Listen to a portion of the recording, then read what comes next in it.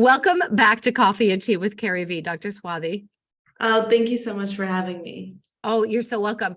This is you're one of my favorite people to have on. You have such a wealth of information and you bring it with such grace and ease. And so today we're going to tackle the subject of mushrooms, which is all the buzz and for good reason, I think. Yes. So where should we start? Let's just get right out of the gate and get right into the subject.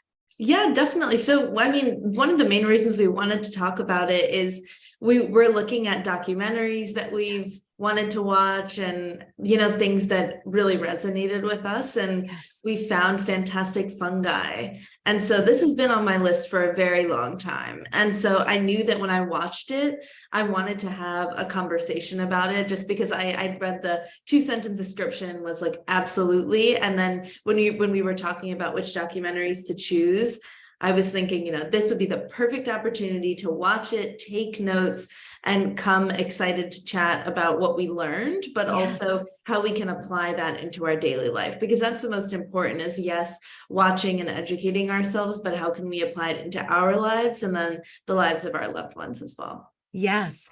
So in watching this documentary, which is something I'm so glad that you came to me and said, let's do this, because it is so important to expand your mind. Whether you actually agree with it or not, you can't know what you disagree with until you know what it is. And sometimes when you dig into something, you're like, oh, maybe there's more to this than I thought. Mm-hmm. Yeah, right. Exactly. So let's just start with this. What was your favorite part of this documentary? What drew you in and what kept you there? What kept you watching? So, I mean, first and foremost, the cinematography is just beautiful. Yes. So it's honestly hard not to look away. Like other documentaries, things like that, I'll put on the TV and then I'll go around and, like maybe do the dishes or something like that. But this one, I did not want to move. If I was going to get up and even get a glass of water, I paused it and then I went and got that glass of water just because it's so beautiful.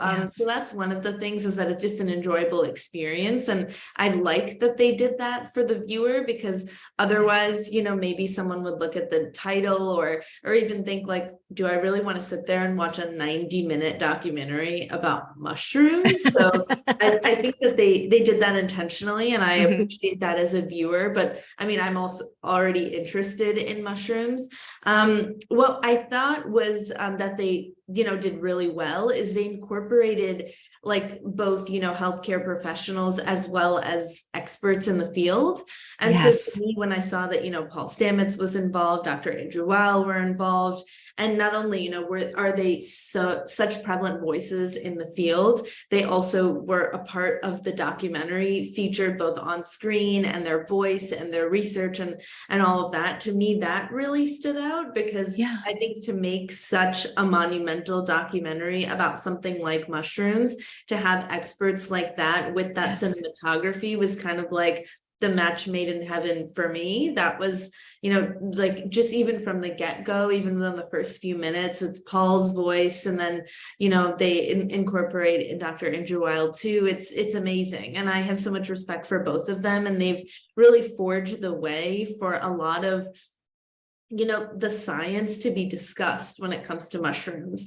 What I thought was interesting is I wasn't really sure where they were going to go with it, because, fantastic fungi, the world of mushrooms, as we learned from the documentary. And if you haven't seen it, definitely pause the podcast right now and go watch it. So you know what we're talking about. But it definitely, one of the things I wasn't sure about is, fantastic can mean so many different things. And do they mean like fantastical, like the magic mushroom side, or were they going to stick more to the medicinal mushrooms? And that's, an area that is worth mentioning and talking about between the two of us, that there is that distinction. I mean, you can go to the farmer's market and buy all kinds of mushrooms, but some of these mushrooms are used medicinally. Some of them are only used in like a culinary sense. Some of them are used for both.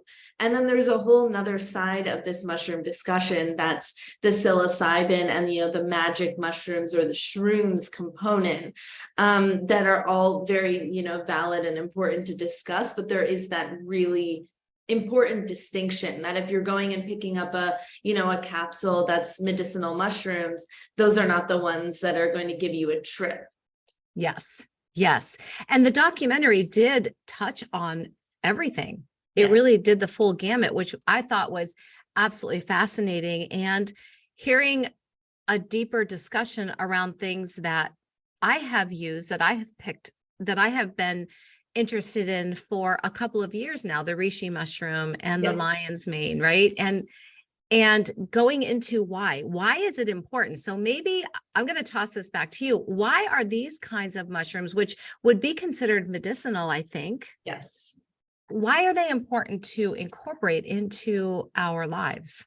Yeah, so I mean, they brought up a lot of the solid points that I would bring up as well. That lion's mane, for example, has been researched to show its possibility of use in Alzheimer's, and that's really because of its capacity to regenerate new neurons and neuronal connections. And really, that's one of the issues within Alzheimer's, is that lack of connection and the lack of neuronal function.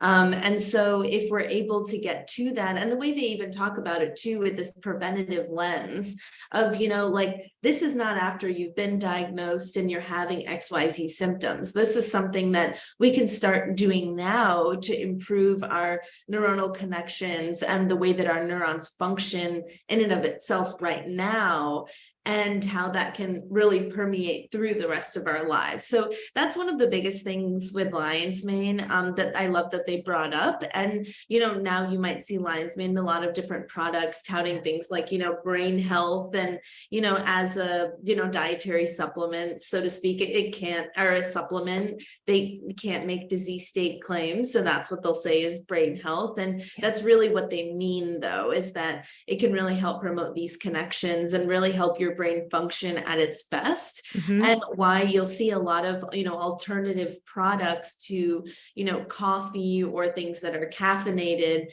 with the inclusion of things like lion's mane, because it really helps your mind focus better. It helps promote concentration, also memory and cognition, and of course cognition then being tied to Alzheimer's or dementia.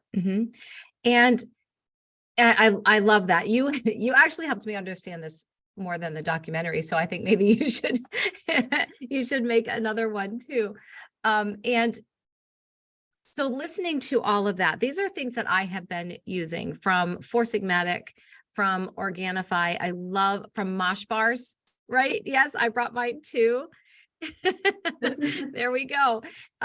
Mine's a mushroom matcha drink, and it has lion's mane and ginger. The other one I use at night is this this chill with reishi. Yes. Right. There's so many. And what's the mushroom in the cocoa from? I think we brought all it's reishi. It is reishi. Okay. Yeah. So I have been trying to incorporate these. I just started using Mosh Bars from Maria Shriver and her son. I believe it's Patrick, and I hope I didn't get that wrong. Yes, that's his name. Thank you. And they have incorporated these mushrooms into their product as well. Obviously, these mushrooms have been around for thousands of years. Why did we stop? In your opinion, why do you think we stopped using them? Because I believe that our forefathers, probably it was just a normal part of their lives. Yes. So they touched upon this in the documentary very briefly, but they talked about how, mushrooms got put in the same category. All the mushrooms got put in this category of psilocybin, and also like the concept that, mushrooms are fungi really separated it from other types of plants. And I mean, technically it is, a fungus, not a plant. And so I think that's part of it, is that it had this almost like natural delineation, but then also with the whole war on drugs and say no to drugs and that entire era, also put mushrooms in this different category. And so it's interesting to look at a lot of these different drugs and why they've been stigmatized in different ways. And, you know, psilocybin being one of them, put in this category of, you know, a Schedule 1 substance as per the DEA, which literally means that it has no medicinal value and that there's abuse potential. And both of those things we know now to not be true, given the research that has come out, you know, in the last few decades. And reversing that is going to take a lot of education and a lot of people using their voices like you, like really speaking up and saying this stuff is amazing. And it's not just in a product. And I'm not trying to tout Four Sigmatic or Organifi. They're things I use, but I also go to the farmer's market. And we have two vendors especially, and we will buy lion's mane mushrooms, not in a product, just the actual fungi. And one of the mushrooms, maybe you can help me out here. It actually tastes like oysters, sort of. It tastes like seafood. Do you know what I'm talking about? Yeah, so that's lion's mane. Okay, that is lion's mane. Yes. I actually saute that with butter and we serve it with eggs. It is absolutely it is truly a fantastic fungi. Yeah. And it's interesting to speak to these farmers and hear their passion over bringing these medicinal mushrooms back into our world and back into our eating and our diets to, like you said, to improve our brain health, to improve our cognition, to help us relax. Yes. We could use that in the world today. Absolutely. And I also love that. I mean, one of the biggest moments to me of the whole documentary is after they were going through talking about some of these medicinal mushrooms, they brought up turkey tail. Yes. And turkey tail is incredible, especially for bolstering immunity. And in particular, most of the research has to do with the cancer community and looking at it as a preventative aspect, but also during chemotherapy being a safe combination use. And, you know, for me, at the end of the day, as an integrative health pharmacist, the most important thing is how can we integrate a lot of these, you know, otherwise complementary and alternative therapies into our daily lives while still seeing the benefit of prescription medications in a lot of contexts. And if a patient needs chemotherapy and radiation for their certain stage of cancer, then it makes sense that that's what they would do. Yes. But how can we support this stage in their life and how can we improve their overall quality of life is really what's so vital in that scenario. And he talks about turkey tail in the context of his mom having stage 4 metastatic breast cancer, metastatic meaning that it's gone past that one particular organ and it's in many organs now. And like, this is something that a lot of people would look at as like, oh no, is this the end of the road for her? And she said, you know what, like what else is out there? And her physician thankfully recommended that there was a clinical trial going on with the mushrooms that came from her son's farm, her son's mycology or mushroom farm. And so she was able to both take the chemotherapy as well as incorporate turkey tail. And then in this part of the documentary, he even like invites her on stage during his TED Talk to really talk about the benefits of turkey tail. And, you know, I see a lot of products out there and I have, for the most part, it's so exciting to see all these new products incorporate mushrooms, medicinal mushrooms. And it's honestly amazing. And especially given the fact that, you know, I'm always trying to look at benefit versus risk. And for most of these scenarios with mushrooms, there's very few drug interactions or anything that I'm really worried about, which makes it safe for the majority of people. But you know, like, for example, with turkey tail, I don't see that one that often. I see, you know, the ones for, you know, performance or the ones where you can see that immediate benefit, like lion's mane, incorporating that on a regular basis. I can, you know, guarantee that most people, not everyone, but most people will see a benefit in their memory, in their cognition, their ability to focus and all of those good things. And we're in a society where people want to see an immediate benefit. They're not as interested in like, oh, if I take, you know, whether it's cannabinoids, turkey tail, other things that are really going to bolster my community from the inside out. that like my immunity from the inside out, that like, that's not as like exciting Yes. as like seeing that immediate benefit. And I think that's also why things like coffee have done so well in our society versus matcha that doesn't, hit in the same way because of the way it's metabolized in the body. And so turkey tail, I would say I don't see as often. I would love to see it more often, but I see things like lion's mane and cordyceps and things that have like that almost more immediate benefit, that people are looking to take something and feel something. Yes. Yes. And turkey tail, I loved that part of the documentary as well, being a cancer survivor and realizing there is so much out there that I can do for my body to support my years that I have left on this earth that I really didn't realize before. And really adopting that into my body. Just hearing the words "you have cancer" changes you. It puts you on a different path immediately. In the time it takes the doctor to say the words, everything starts shifting and changing. And all of a sudden you start to think about everything that you're picking up and buying and using your money on, and how to take care of me. And for me, how do I take care of me? Using Western medicine and supporting myself on the journey now and in the future. I don't want it to come back. And so being able to find these things, and yes, turkey tail is harder to find. It's cordyceps is out there, readily available. Reishi, lion's mane, they're very easy to find. Turkey tail, not so easy. Not so easy, but I think that's, something that will change in the near future. And I'm starting to see even companies like Four Sigmatic look into turkey tail. So there are some of these big name companies that have brought mushrooms back to the foray of this, general discussion that are doing it really well. So the one thing I did want to touch on, though, that's really important if you are looking to incorporate mushrooms into your daily life, medicinal mushrooms in particular, that we really want to look at something that I wish that they had focused a little more time on. And given my background, I know this information, but I think that, the average consumer might not know this information, is that if you're looking to buy a product and incorporate, let's say, lion's mane into your daily life, if you go to a farmer's market, you'll see the lion's mane and that, icicle white, tendon-like looking structure. That's called the fruiting body. And so if you think of,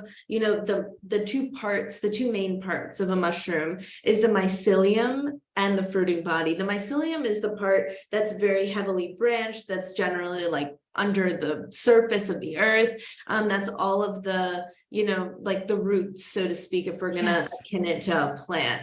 But the issue is a lot of these formulations, because it's cheaper and, there's, 100 times more expansiveness of the mycelium to use rather than the fruiting body, a lot of these formulations that are cutting corners might use the mycelium. And all of the research really speaks to how the fruiting body is really the part that has this benefit. And I mean, this is very similar to, like, apples, for example. The apple is the fruit of the plant, and that's where all the research has been done, and how it can give you these vitamins and minerals and bioflavonoids and all these amazing things. But like if you use the apple bark, not to say there won't be benefits, it's just you won't get the same benefits that have been, associated with an apple. So you definitely want to look at and ensure whether, this particular one, the one that I'm holding right now, it doesn't specifically say fruiting body, but that doesn't mean that they don't use it. It could just be for space because it's like a small package. But I do see like some extracts and things like that, like a reishi extract from Life Cycle, for example, that specifically says fruiting body on it. So as a consumer, and we're in the age of, I always say, the conscious consumer, where people want to know this information and they're taking it upon themselves to watch documentaries like this, and look into other podcasts and things where they can learn. And so understanding that you really need to, like, if you are going to go and spend your money, that you ensure that you get it from something that is made from a fruiting body rather than the mycelium.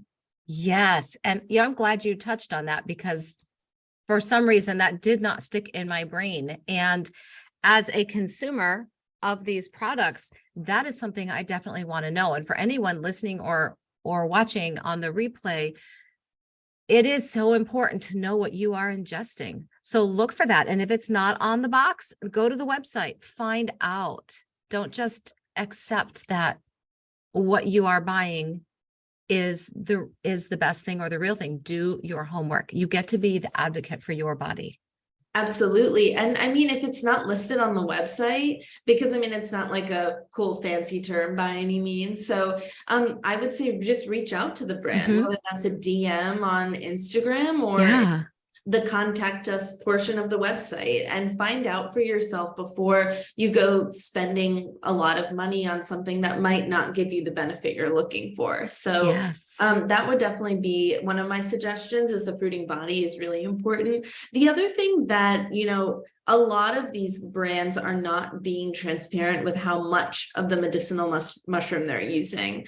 And someone who has experience like me in product innovation and product development and R&D, like, to get the benefit that you really need from a medicinal mushroom, like, okay, well, let me back up. So if you are going to incorporate medicinal mushrooms and you want to have like a little bit, let's say like in, you know, a cacao or cocoa drink, or, you know, throw some in your smoothie, that's great. And there will be some benefit to that, but the dosages that have actually been researched are like hundreds of milligrams to get that benefit that is associated with, you know, immune support and things like that. So if you are looking for this benefit, so it's the idea of whether you want this like absolute benefit, or if you want to just improve your overall health and wellness.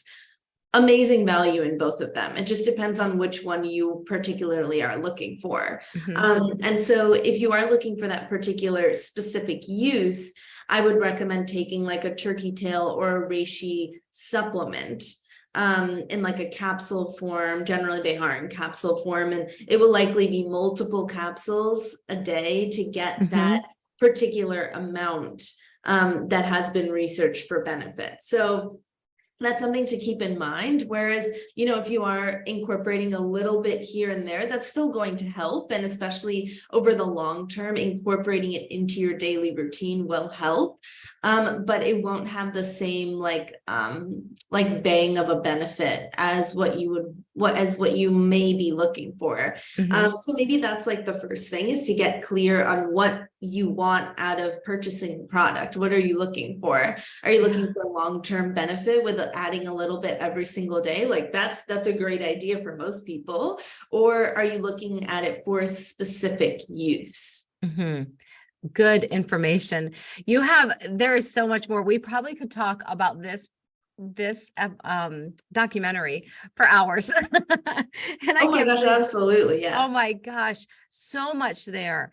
And both of us, I know that Dr. Swathi would agree, we just so highly recommend you going and watching this documentary. Like she said, pause the podcast, or if you're at the end of it now, just, you know, listen to where we can find Dr. Swathi and then go watch the podcast. Make yourself some mushroom cocoa and sit down and with a notebook, and really tap in and listen to what we have that is so beneficial to our health. We don't need to live on Tylenol and Advil and caffeine. We just don't need to. There are other more natural, amazing things that have been created for our bodies. And it's time to open the conversation around them again. Yeah, and it's all about balance and moderation. Like whenever people come to me and they're like, oh, I want to cut this out. Like, why do you want to cut it out? Maybe get clear on why you don't want to be taking something, or why you know, like if it's something you take every day, or maybe you're having, you know, a quarter of a pie every day, maybe that's not the best choice. But I don't like telling people to cut things out, because I feel like it ends up backfiring, and then they crave it even more, and then maybe they'll binge and have it even more. So I would say it's all about moderation, and and incorporating things like these, like whether they're medicinal mushrooms or any other wellness tip or trick that, we both have talked about, whether it's together or apart, that, it's all about adding one thing at a time and seeing how your body does. That would always be my suggestion is, add one thing at a time. Don't add, 13 new medicinal mushrooms into your daily diet. Every single day. That would just be my suggestion. And as I said before, most of the medicinal mushrooms are safe, but that doesn't mean they all are for everyone. So if you ever have any questions, please do not hesitate to reach out to me or like anyone, your healthcare professional or a naturopath who might know a lot about this. And also just as an FYI, your conventional physician might not know a lot about this information just because it's not the focus of their training. And so if you go to them and they're not as receptive to it, or they don't know how to answer your question, it's just the goal of finding someone who does. And the conventional curriculum doesn't really lend itself to this, unfortunately. So it's a little bit more of a hunt. Yes, it is. And it's a hunt that's worth it. Yes. So absolutely. How can we find you then? Because I know there are going to be so many people saying, all right, I'm going to reach out to Dr. Swathi because she understands already. Yes, please do. My website is www.drswathi.com. So DOCTORSWATHI.com. Yes. And then also please connect with me on LinkedIn, and my Instagram is also at Dr. Swathi. So please reach out. And I'm always, talking about integrative health and wellness things. And I co-founded a CBD wellness brand. So I do weekly Instagram lives on the Element Apothic page. So we can have all of that information in the show notes. So connect with me. But yes, please do reach out and let us know what your favorite part of the documentary was. Yes. Oh, and I can't wait to hear the feedback. And I will make all of those links, clickable links. So you don't have to copy, paste, search anything. You just go to those show notes, click and find Dr. Swathi. And before we let you go, of course, I have a frog in my throat. Before we let you go, we'd like to know your version of your Pow Pow shoes on today's episode. Okay, on today's episode, just because of my recent move and everything, there's nothing more comfortable and empowering right now to know that I can work from home and be in my comfy slippers. Yes, I love it. And can we have a journal prompt? Oh, yes. So I would say the journal prompt, especially based on today, is what types of changes do you want to make into your life, into your daily life, whether that's into your routine, whether that's relationships, whether that's work related. Name 3 changes that you want to make in your life, and what are the 3 steps that you'll take to make those changes? Because it's one thing to write, because there's so much benefit to writing down your desires and things that you want for your life, but not just writing it down. What sorts of active steps will you take to make a difference? Yes, I love that you pointed that out. It's not a matter of just writing it in a journal and walking away. It's then taking the steps. So that's beautiful. Dr. Swathi, thank you. I can't wait to meet again. I can't wait to pick another documentary and dig in. You are amazing, fabulous, and we love you here on Coffee and Tea with CarrieVee. Thank you. Oh, thank you so much for having me. Yes, we have to connect and figure out what we're going to do next. You know we will. Sounds good. Alrighty. Bye-bye. Bye.